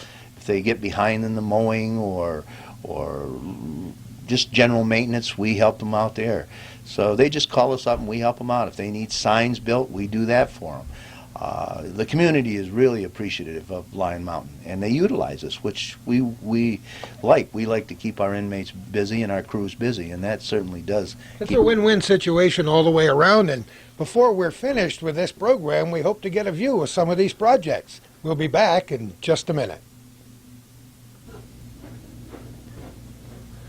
We're getting a liberal education today about what Lyon Mountain Correctional Facility means not only to this community but to other communities within, let's say, a 50-mile radius. Earl, you told me that recently your crews have been very busy at the farm at Clinton, so you've had to cut back on some of these projects. Yes, Clinton Correction Facility now, Lyon Mountain supplies 3 to 4 crews year-round. At least 2 have to be dispatched to Clinton Correctional Facility Farm to do the milking and bringing in the crops, the hay, and so on and so forth. We also help maintain the powerhouse with an inmate crew and all of the inmate grounds at Clinton Correction Facility. They mow the lawns, maintain state houses, and any other projects that Clinton may have outside the fence that needs to be done through a maintenance project. So we have a correction officer assigned with crews there. So we've had to really cut back in our community involvement, which is in some cases sad, because we were really that was a positive experience. We've cut back to the extent that 4 out of our 6 crews that we used to put in the community are now at Clinton. However, the 2 crews that are committed to the community are still, providing that service, and we enjoy doing that. As you told us before, you've had some 30 requests for work just in the month of July, and you have this folder here containing things from for the last several years. Yes. It's amazing how many requests for work there are. You told me that there aren't very many small towns around here that would have a sidewalk. That's if correct. it weren't for your people. Many of the sidewalks that are built in this community right here in Lyon Mountain were done by correction officers way back in the mid-'80s. Same with Dannemora. They did a big project for Dannemora. They put sidewalks in there. But those are not the only 2 communities that we've done projects in. We've traveled to Rouse's Point. We've traveled to Morrisonville, Aussable, Jay, Plattsburgh. We've done some work for Seton Catholic. We've done work for the Presbyterian Church in another area, Protestant Church here in Lyon Mountain. So we do firehouses. We do a lot of work for firehouses. The volunteer firemen utilize our crews quite often. So yeah, we travel up to 50 miles. We don't like to go out that far, but if we need to and have to, and the community really needs assistance, and they're down and out, well, we'll pack our bags. You And were telling me a project about a basketball court. Explain that on camera. That's kind of an incredible project. back a few years back, Brainersville wanted to put together a basketball court for their community, for their children. And so we dispatched a correction officer and a crew of 10 inmates, and they went out and leveled it with shovels and picks, leveled an area right in the little community of Brainersville, and poured by hand a full-size basketball court for the community. And it's a real good project that still stands today. Let's go through, just look at this list of things you've got in this folder. Mention some of the towns that your inmates have been connected with, and just some of the projects briefly, because by the time we finish this show today, I want people to know what an impact you've had on this North Country. And as we said before, it's not only good for the towns and projects involved, but for the inmates themselves, self-esteem. You said these guys, some of them never held a paintbrush before, and now they're getting really good at it. Absolutely. Inmates, I was amazed. I went across the street just about 2 or 3 months ago. We finished a project for the senior citizens, painting the inside of their apartments as they were empty, and they would do windows and doors. And I watched inmates handle paintbrushes for my 32 and a half years in this business, and they certainly don't. Most of them wouldn't even know how to pick one up. The correction officer takes the time, shows them how to do it, and I'll tell you, I couldn't believe how well they cut a window now with a paintbrush, and no paint in the floor, no paint in the windows. They don't even need... Far better than I can do it, I guarantee you that. A very professional job. So some of these gentlemen have really learned to do something really well, and again, it builds their self-esteem and their pride and so on. It helps them be reintegrated back into the community. It's a real positive situation for an inmate. That's great. Let's go through the list here and just give me a brief overview. Okay, I'll just start out. I'll just pick some at random. We have one here from Clinton County Nursing Home in Plattsburgh. They wanted us to do a project down there, painting and just general maintenance around. So we did that one. We've got Firehouse in Katyville. We did a project for them. As I go through here, we have one. This is from Lyon Mountain. This was a Lyon Mountain project. Chateauguay Fire and Rescue Company. We did a project for them. VFW Post in Beekman Town. We did one for them. Malone Cemetery. We did one for Town of Dannemora. Methodist Church in Ellenburg. Town of Dannemora again. We did a project for them. And I mean, it's amazing. One in Morrisonville. We got 4 inches thick here of project. One in Morrisonville. We did a project there. That was firehouse. Lyon Mountain Firehouse. We did one. Morrisonville Elementary School. We did a project. Fairgrounds. We did some work in Malone on the fairgrounds. Presbyterian Church in Rouse's Point. Town of Belmont. We restored a historical site and made a national park for them in Brainersville. It's just, I mean, we can go on for hours. I have. You know, I'm fascinated by this idea of reclaiming cemeteries. Yes. We have some people, a lot smarter than I, have taken the time to go around and map many of the cemeteries here in Clinton County, because a lot of them are not public cemeteries or church cemeteries, but private cemeteries where generations of the same family are buried. And Lyon Mountain inmates have gone to some of these communities and have actually taken these cemeteries out of the brush and given them the respect that we'd like to have them have. Absolutely. Some of the cemeteries were actually grown into wooded areas and brush areas. The gravestones were knocked over and broken up. We've put them back up and cut all the brush and cleaned them up. And now many of those cemeteries are being maintained now because they're small enough by the community. But we put them back in order for them to be able to do that. So yes, we've done a lot of work regarding restoring cemeteries. Here's an idea for a future program, Calvin. We can talk to somebody who's familiar with the cemeteries because, you know, a lot of us might feel as though talking about cemeteries is not a good subject, but it's a part of our history. And my wife and I, when we visit communities, I love to look in the oldest cemeteries, and we have some tremendously old cemeteries around here. You can learn a lot about the history of the families.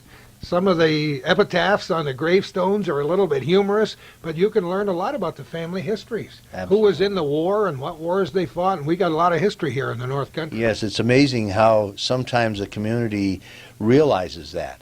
And that's when we get a call. That's when we move in, because a lot of those are really difficult to figure out. And when we go in and clean them up, then they begin to see the boundaries of where the cemetery was or is, and they begin to find old gravestones that are kind of just knocked over and grass have grown over them. And so yeah, it brings back something to the community that's been lost in many cases. It's great for us to take pride in our own communities, but it's even more amazing when you have a bunch of inmates.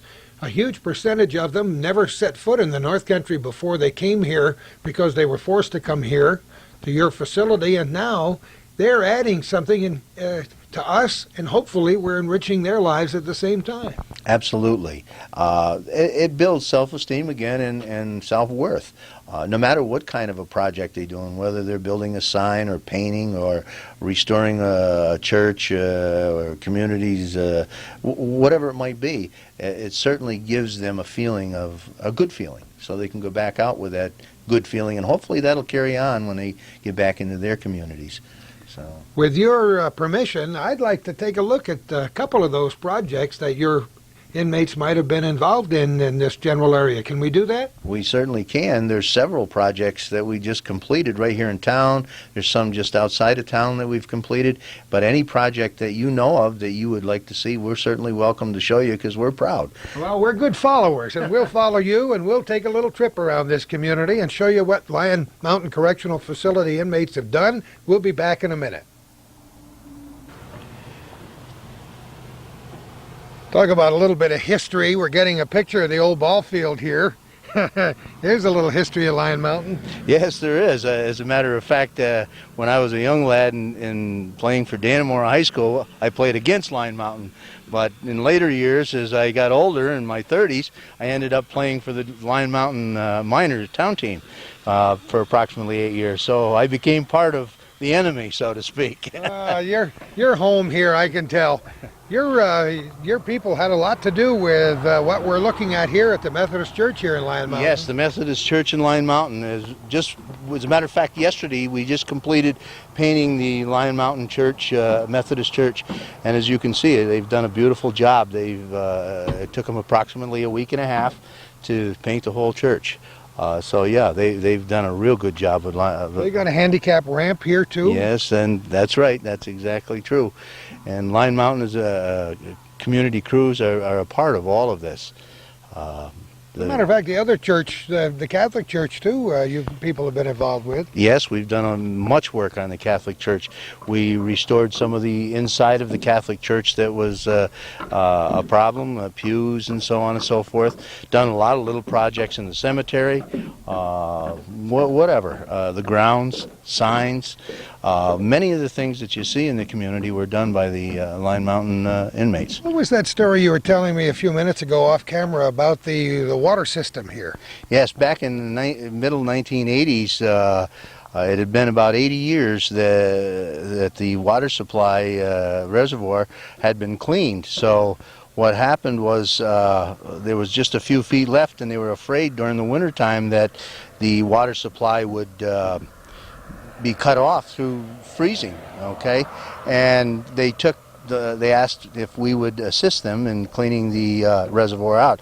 So we did. They drained the reservoir, and two Lyon Mountain crews went in and dredged the whole area out, and all of what was dredged out with equipment and the aid of the two Lyon Mountain crews was the silt that was in the reservoir was brought and part of the Lyon Mountain Legion Ball Diamond was built from that. And we'll So get a chance to get a look at it in a few minutes too. That's terrific.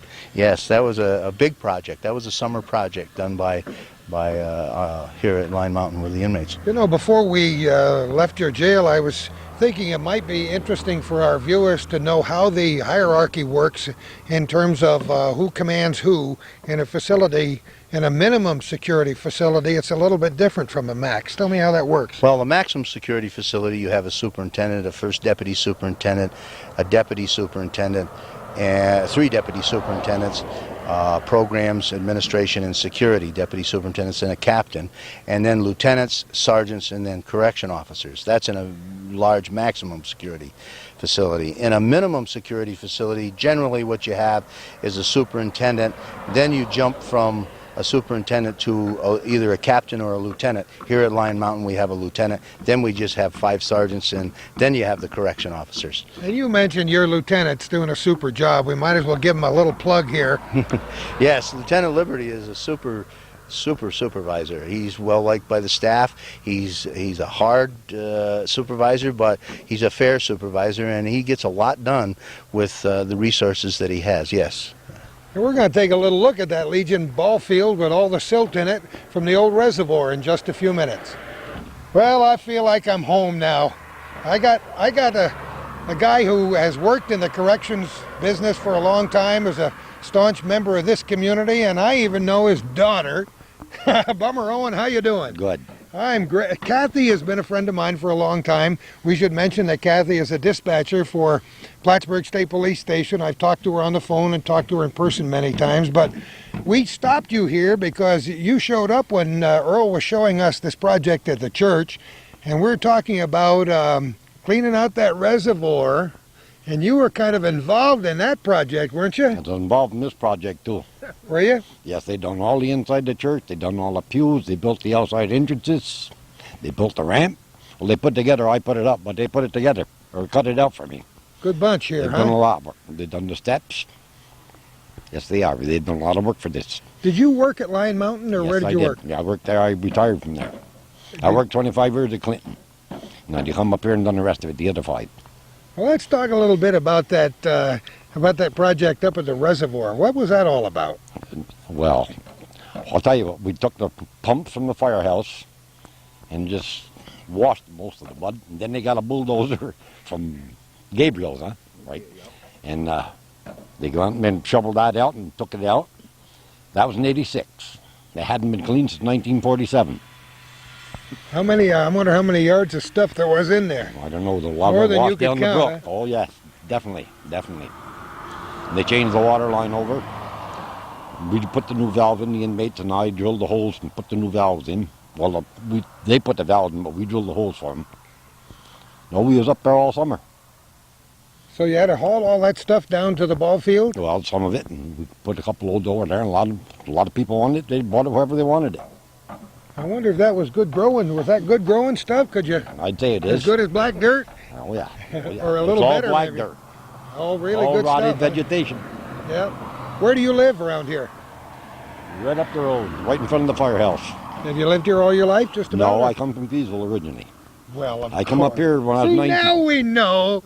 We got it. I understand that I'm going to be giving away something. They're going to have a big shindig down in Peasleyville pretty soon. Not Peasleyville, Keysville. Oh, you were from Keysville. I thought you said Peasleyville. I worked up here 13 years in the mines. I come up here when I was 19. Then I worked for the state.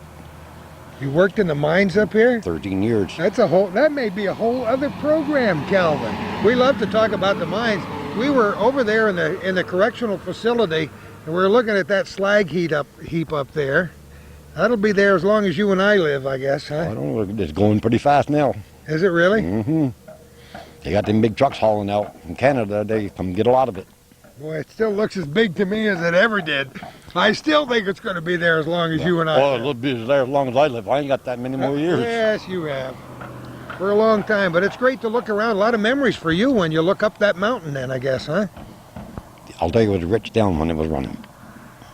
I think it's a pretty decent town right now, as a matter of fact. But those were different days, weren't they? A lot different. A lot different.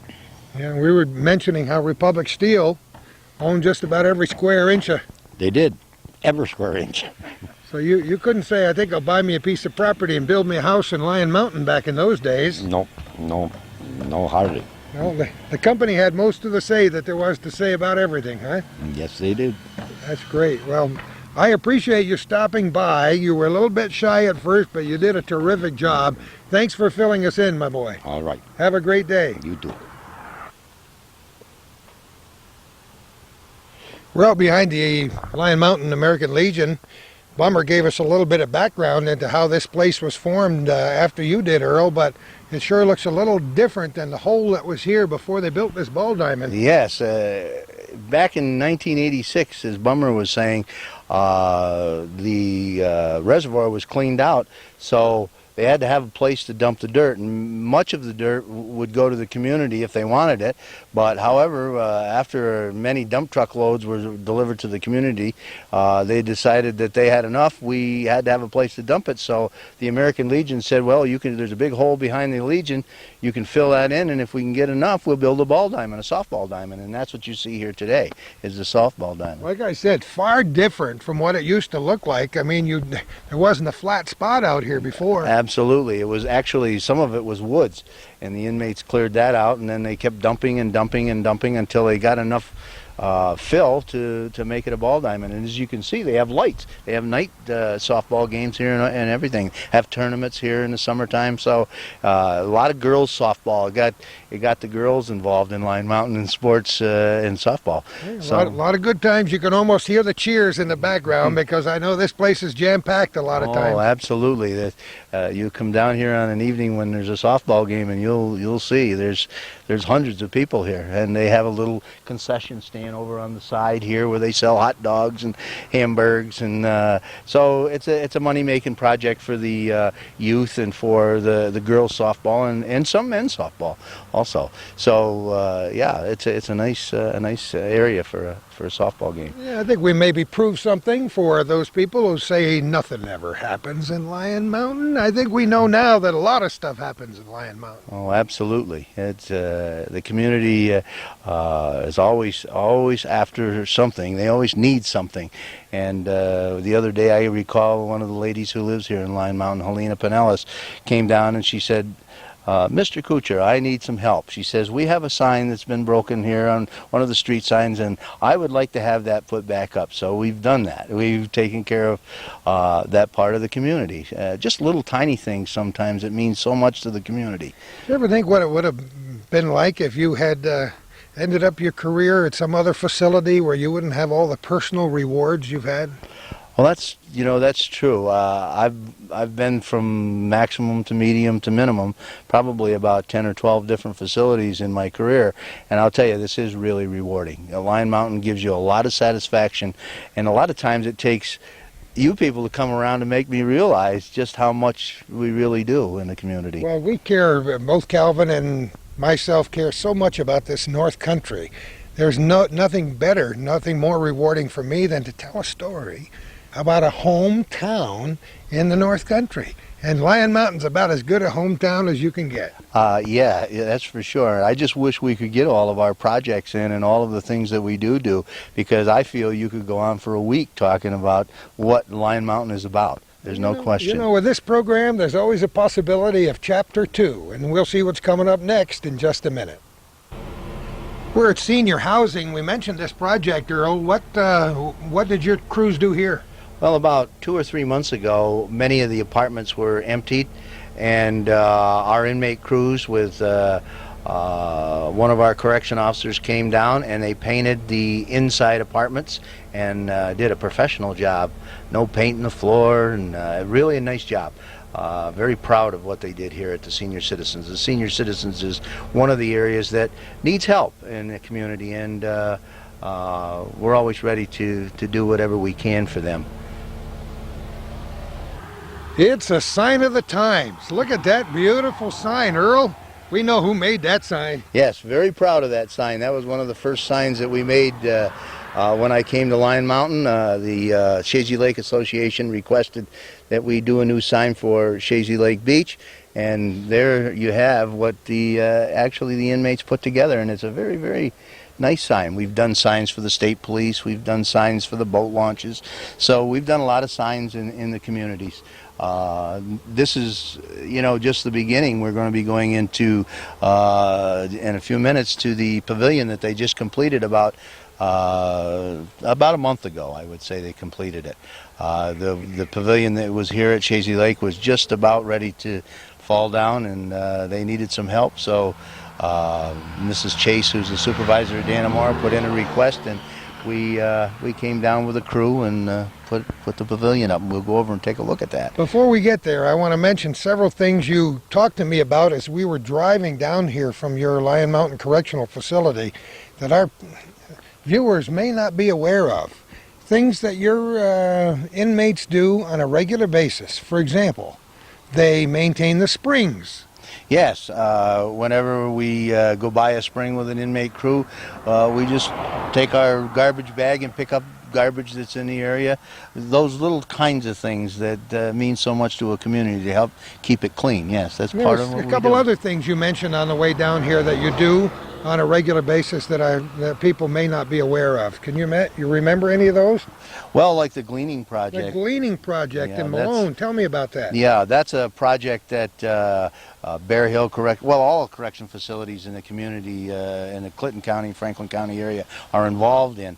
But Lyon Mountain specifically does a garden which is donated by one of the corrections employees, by the way, the land, and we plow it up and maintain it. We plant and maintain a garden which turns out I don't know how many pounds of vegetables for the communities. So yeah, that's a project that we really are proud of. And some of the other state facilities you work with, boat launches? Oh yes, we do we maintain boat launches. Sometimes we'll be called up to do whatever needs to be done in the area, and we come in and help them out, fix them up, help the conservation department, help any department that needs help.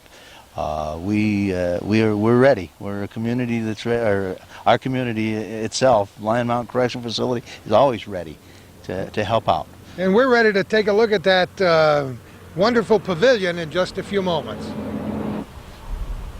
I'd like to call some of the big producers up in Hollywood when they need some Adirondack scenes for their movies and say, hey, you want some Adirondack scenes? Come and join Earl and me up here any day. Isn't this a spectacular view? This is just phenomenal. You just look out over the lake and you see the mountains in the background. It's just beautiful. It's as a kid, I used to hitchhike up to the beach here and swim. So and they've done so much improvement here in the last few years. The town of Dannemora needs to be commended on all of what they've done here. They've repaired the dam, they've cut trees, they've built new pavilion. They've just done a phenomenal job. Now, you told me your people are going to work on this, the men's and women's room over here maybe in the fall, you said? Yes, this fall we have a request in, and I believe we're going to be probably putting a new roof, if I'm not mistaken, on the men and women's bathrooms, and we're also going to repair or tear down and probably redo their storage area for their equipment and lawnmowers and that kind of thing, shovels and rakes and so on. Yeah, we're going to do some. And this pavilion over behind where you and I are standing is your pride and joy. They've done a beautiful job. Oh yes. The Lyon Mountain crew with Officer Labarge came down, and our two crew officers are just superior, super. Officer Labarge came down here with a crew of about 10 inmates, and with one of the retired correction officers who used to build pavilions, Frenchie Siskavich, retired correction officer from Lyon Mountain, and between the two of them and the 10 inmates, they redid this pavilion that you're seeing in the background here.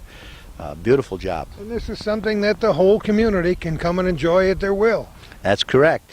This is open to the community. The town of Dannemora provides all of the recreation areas that are here, picnic tables, and if it rains, you got the pavilion. And the young people maintain it. I see the yes, young people are here. They have youth. The youth are hired. There's I don't know how many, but probably a half a dozen or a dozen young high school people are hired during the summer, given jobs to come up and maintain the grounds, mow the lawns, and so on and so forth. Your people also help to cut away some of the trees and brush that they didn't need here? Yes, as you see, the stumps are still there, and we haven't gotten those pulled yet. But yes, we cut many of the trees that need to be cut out around the dam, especially the dam area when they needed to repair the dam when they drew in fill. So yes, we do a lot of that kind of stuff. Earl, you know, it's unfortunately our tape has just about come to an end, but I want to take this opportunity as we're just panning around the area and looking at some of this beautiful scenery to thank you personally for your contribution not only to Lyon Mountain and the correctional facility, but to the whole North Country. I think you're an example of what a person in your job ought to be. And a fine human being, I might add. Well, I tell you, coming 32 years in the Department of Corrections, it couldn't be better to end a career in Lyon Mountain. It's just it's fabulous. The few years I spent here as a lieutenant were so gratifying, and now I'm getting an opportunity to come back and relive and rejuvenate some of that enthusiasm that was there in 1985, 86, and 87 when I was here as a lieutenant and a crew project person. So yes, it's great. It's super. You were praising your staff long before our cameras ever began this morning, but we got to see them for ourselves, and we were very, very pleased. Thank you so much for your choices of our tour guides this morning. They were both super. Yes, well, both of them volunteered, believe it or not. I asked for volunteers, and a whole bunch of people came forward, but the first two got the job. And yeah, we could have had many, many more people who would have been more than glad to help out. I don't think this would be a bad time to say that Dan's name is really Sheridan. I don't know how you feel about that. He said he was embarrassed by that as a kid, but he said, I don't mind it now. Again, Earl, thank you so much. It's been such a pleasure. It's always a pleasure, Gordy. And any time that you need anything or the community needs anything, Lyon Mountain is ready to come forward.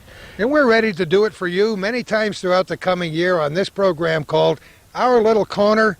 I want to just salute Bob Venn, wherever you are.